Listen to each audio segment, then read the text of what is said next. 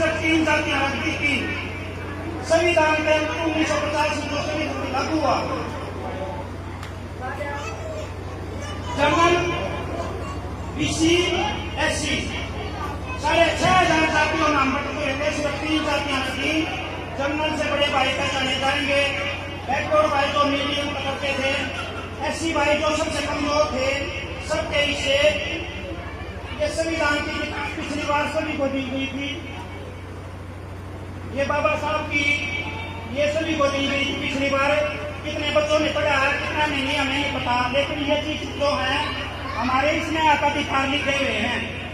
भाई महिलाओं के क्या अधिकार है, आदमी के क्या अधिकार है, कानूनी तरीके से ये सारी चीजें बाबा साहब ने हमारे लिए लिख रखी हैं।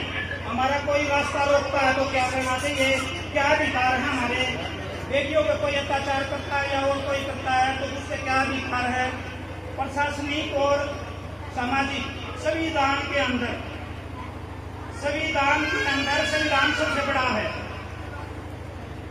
संविधान में कानून बने हुए हैं, ये सबसे बड़ा है, पूरा भारत इसी से चलता है। इसमें क्या है, सरकार नंबर 1 पे, आर्टिकल नंबर 1 संविधान में आर्टिकल नंबर 1 पे सरकार जो कानून बनाती है। आर्टिकल नंबर 2 में है लोक सेवक। लोक सेवक में कौन आते हैं, अधिकारी, कर्मचारी जो कानून को लागू करते हैं। बाकी उसके बाद है सारा समाज को उसको मानना पड़ेगा, बाकी सारा समाज है उसको ये माननी पड़ेगी। अतः बाबा साहब ने हमारे लिए ऐसे चमत्कारी कार्य कर रखे हैं। अगर भी माना चाहे तो लग जाएगा, तो बारी बारी से बताते रहेंगे। हमारे पूर्वजों के बारे में हमें कोई जानकारी होनी चाहिए, बच्चों को भी होनी चाहिए, बड़ों को भी होनी चाहिए। तो ये 3 शख्स जो आपके सामने बैठे हैं, इन्होंने प्राचीन टाइम में ऐसे चित्र के दिखाए हैं। माता सावित्रीबाई फुले जब घर से निकलती थी तो 2 साड़ी लेकर निकलती थी।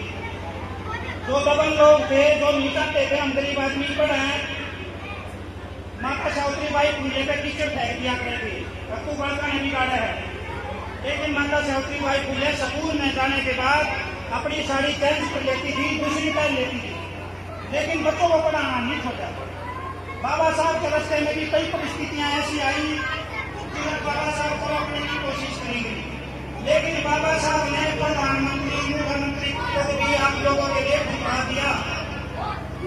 जब प्रताप सिंह के रोल